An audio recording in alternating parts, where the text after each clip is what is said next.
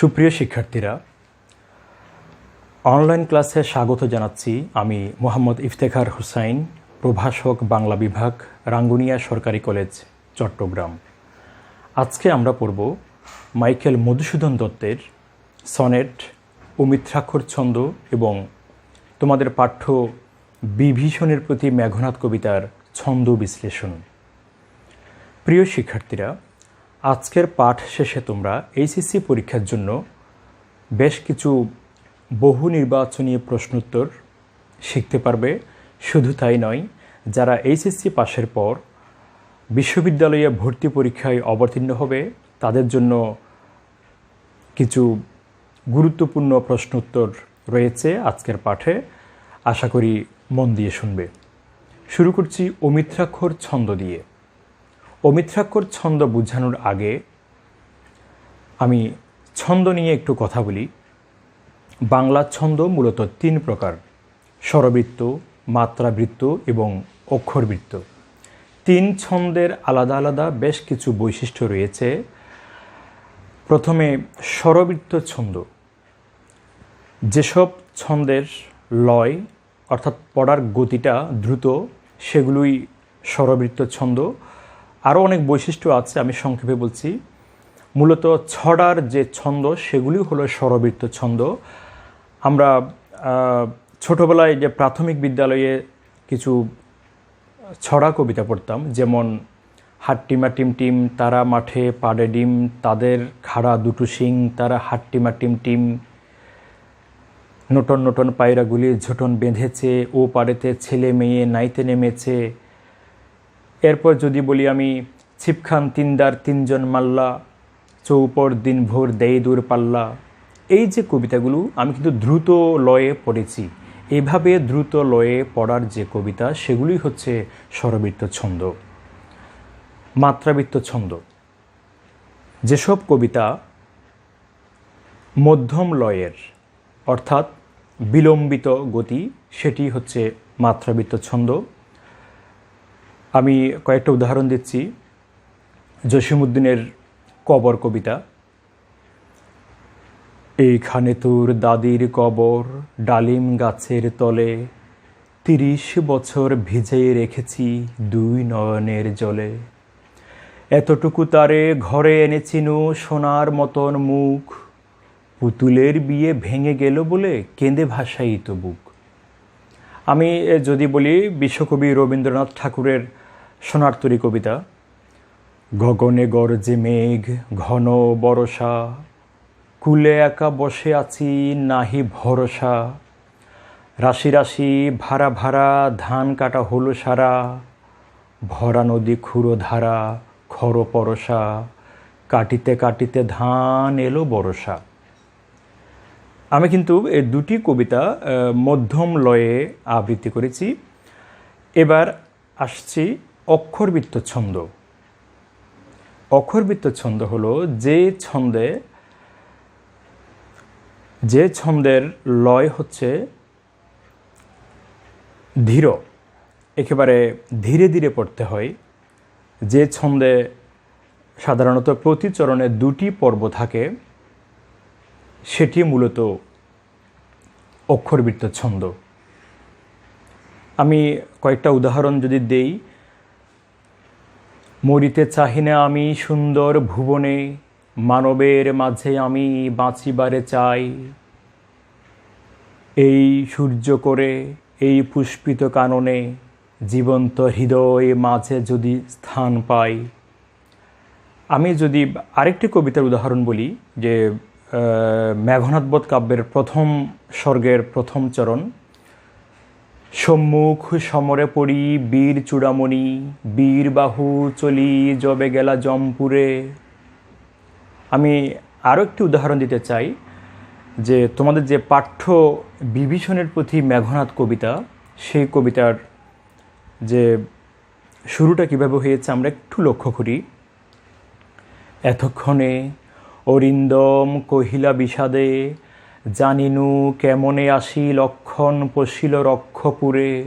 হায় তাত উচিত কি তব এ কাজ, নিকষাসতী তোমার জননী, সহোদর রক্ষশ্রেষ্ঠ, শূলিশম্ভুনি ভকুম্ভকর্ণ, ভ্রাতৃপুত্র বাসব বিজয়ী, নিজ গৃহপথ তাত দেখাও তস্করে, চণ্ডালে বসাও আনি রাজার আলয়ে।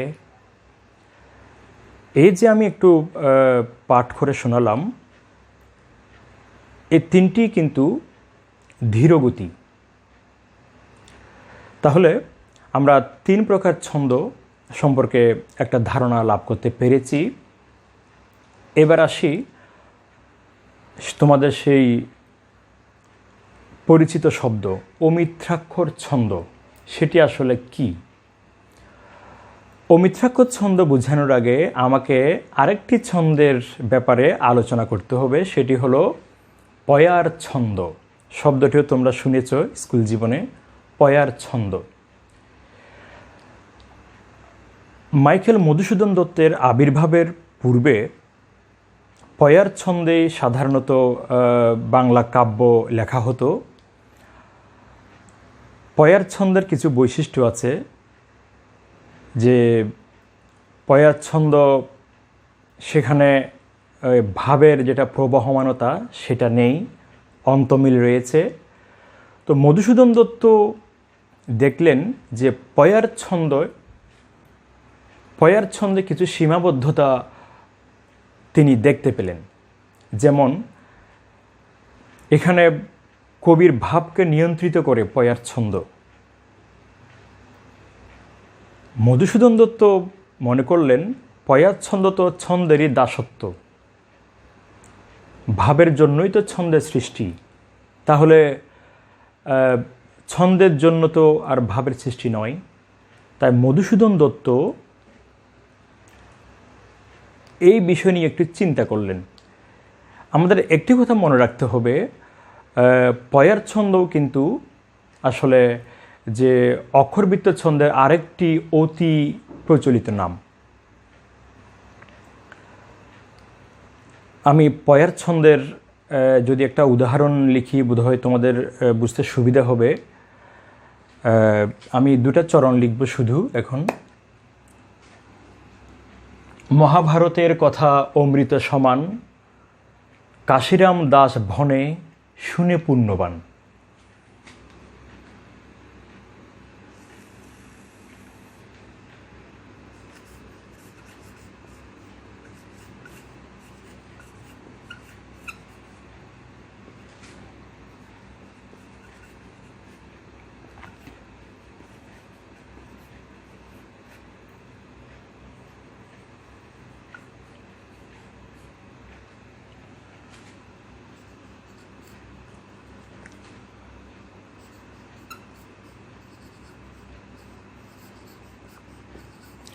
কাশিরাম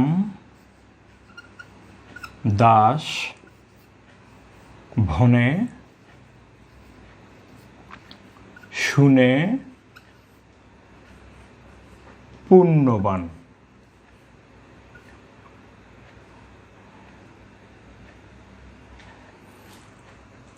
এখানে একটি কথা মনে রাখতে হবে, মহাভারতের কথা অমৃত সমান, কাশিরাম দাস ভনে শুনে পুণ্যবান। পয়ার ছন্দ দুই চরণেই রচিত হতো, দুটি চরণে। এখানে দেখতে পাচ্ছি ভাবটা কিন্তু এখানে শেষ। এক চরণের ভাব অন্য চরণে গিয়ে গড়িয়ে পড়ে না। মূলত দুই চরণ হিসাব করলে এই দুই চরণের ভাব এখানে শেষ, পরবর্তী চরণে এই চরণের কোনো ভাব থাকবে না, অন্য ভাব শুরু হবে।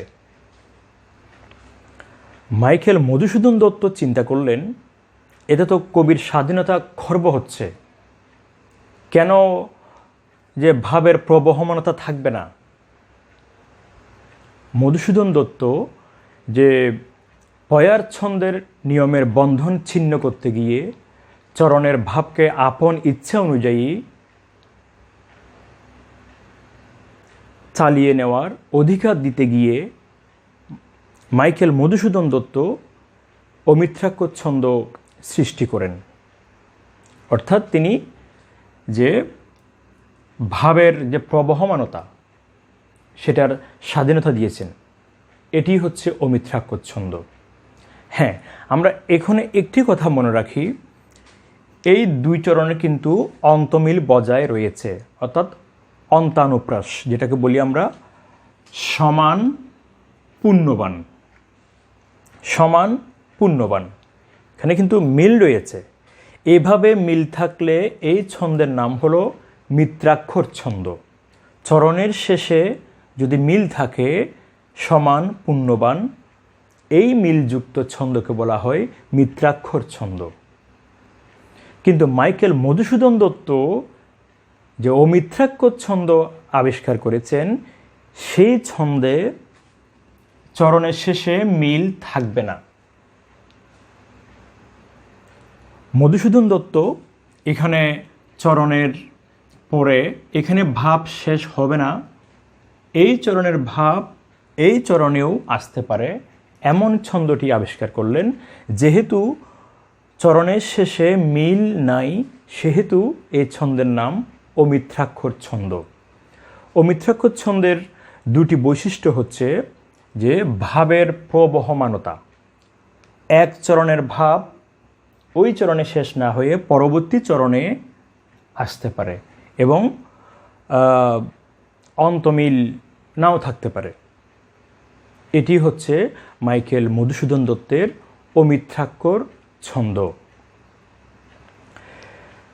এখানে যদি আমি একটি উদাহরণ দিয়ে বুঝাই, তোমাদের বিষয়টি একদম সহজ হবে। এবার এই দুই চরণের বিপরীতে আমি মধুসূদন দত্তের অমিত্রাক্ষর ছন্দের কয়েকটি লাইন লিখে বুঝাবো, তোমাদের বুঝতে খুব সহজ হবে আশা করি।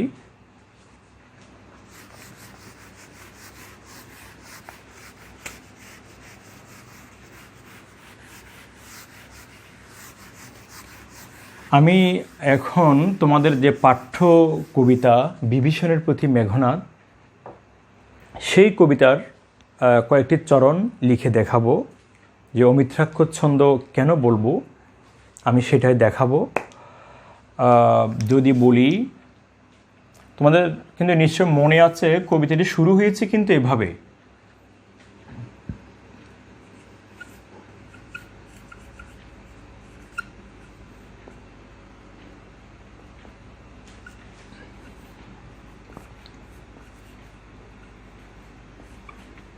এতক্ষণে অরিন্দম কহিলা বিষাদে।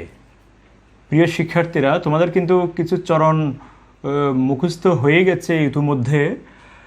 এতক্ষণে অরিন্দম কহিলা বিষাদে,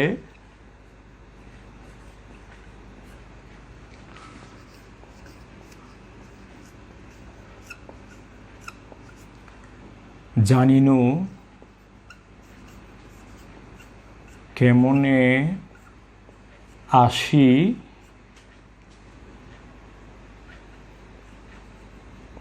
লক্ষণ পশিল। সুপ্রিয় শিক্ষার্থীরা, লক্ষণের কথা মনে আছে তো? আমি কিন্তু গত ক্লাসে বিস্তারিত বলেছি, রামায়ণ এবং মেঘনাদ বধ কাব্যের আলোকে বিস্তারিত বলেছিলাম যে লক্ষণের কথা, ওই যে রামের ভাই লক্ষণ। এতক্ষণে অরিন্দম কহিলা বিষাদে, জানিনু কেমনে আসি লক্ষণ পশিল রক্ষপুরে।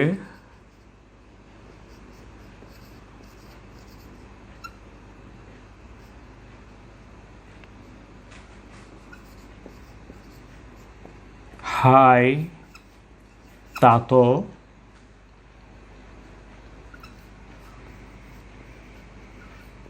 উচিত কি তব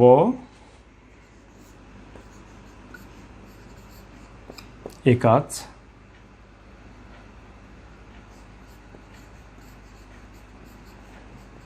নিকষা সতী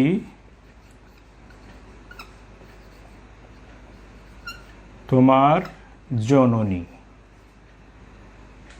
এভাবে আছে। তোমাদের নিশ্চয়ই মনে পড়ে গেছে কবিতার শুরুটা কিন্তু এইভাবেই হয়েছিল।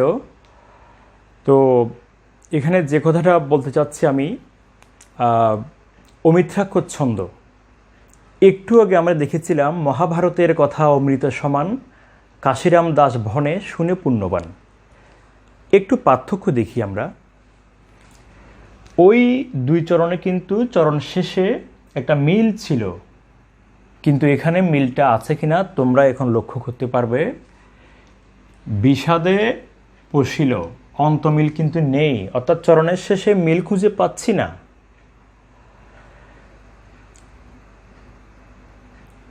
তব জননী, এই শব্দের সাথে পরবর্তী চরণের এই শব্দের কোনো মিল কিন্তু নেই। চরণান্তে মিলহীনতার কারণে এই ছন্দকে অমিত্রাক্ষর ছন্দ বলে। এখানে আরেকটি গুরুত্বপূর্ণ কথা আমি বলে রাখি, যে ওই যে বলেছিলাম একটি চরণে ভাব শেষ হবে না, চরণ শেষে ভাবটা অন্য চরণে গিয়ে গড়িয়ে আসতে পারে। যেমন এটার উৎকৃষ্ট উদাহরণ হচ্ছে এতক্ষণে অরিন্দম কহিলা বিষাদে জানিনু কেমনে আসি লক্ষণ পশিল রক্ষপুরে। এখানে যে অরিন্দম অর্থাৎ মেঘনাদ যেটা বললো, আমি কবিতার চরণ বিশ্লেষণ অন্য ক্লাসে করব, আমি জাস্ট আজকে বলছি অমিত্রাক্ষর ছন্দ। অরিন্দম কহিলা বিষাদে জানিনু কেমনে আসি লক্ষণ পশিল। বিষাদে কি বলল, এটার ভাব কিন্তু এই চরণে এসে ঠেকে গেছে। আরও সুন্দর করে বোঝাচ্ছি আমি, লক্ষণ পশিল রক্ষপুরে। এই যে রাক্ষস রাজ্যে লক্ষণের প্রবেশকে বোঝানো হচ্ছে, লক্ষণ পশিল রক্ষপুরে। এই রক্ষপুরে শব্দটি এখানে হওয়ার কথা ছিল, যেহেতু রক্ষপুরে শব্দটি দ্বিতীয় চরণেরই একটা অংশ। লক্ষণ পশিল রক্ষপুরে, কিন্তু মধুসূদন দত্ত লিখেছেন লক্ষণ পশিল রক্ষপুরে কিন্তু তৃতীয় চরণে এসে গেছে। এটাই হচ্ছে ভাবের প্রবহমানতা।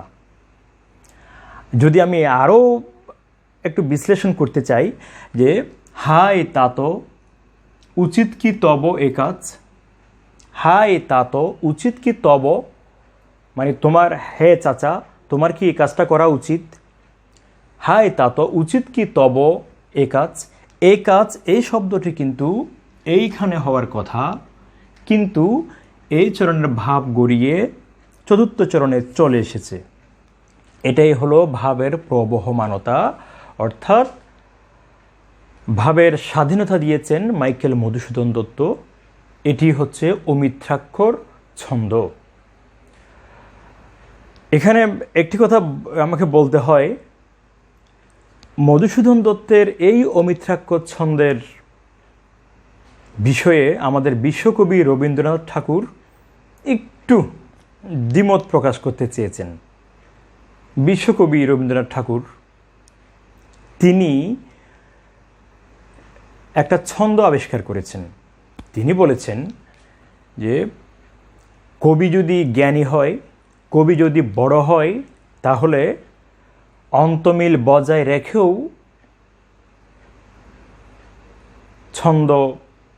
এই ছন্দে কবিতা লেখা সম্ভব। ভাবের প্রবহমানতা থাকবে, ভাবটা পরবর্তী চরণে গড়িয়ে আসবে, মানলাম, কিন্তু অন্তমিল অর্থাৎ চরণের শেষে মিলটা বজায় রেখে কবিতা লেখা সম্ভব।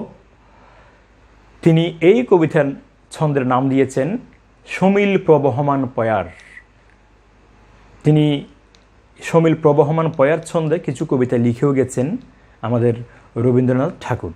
আমি সেই আলোচনায় যাচ্ছি না, যেহেতু আমাদের আলোচনা অমিত্রাক্ষর ছন্দ। তাহলে আমরা ইতিমধ্যে বুঝে গেলাম যে বাংলা অমিত্রাক্ষর ছন্দের জনক হচ্ছে মাইকেল মধুসূদন দত্ত।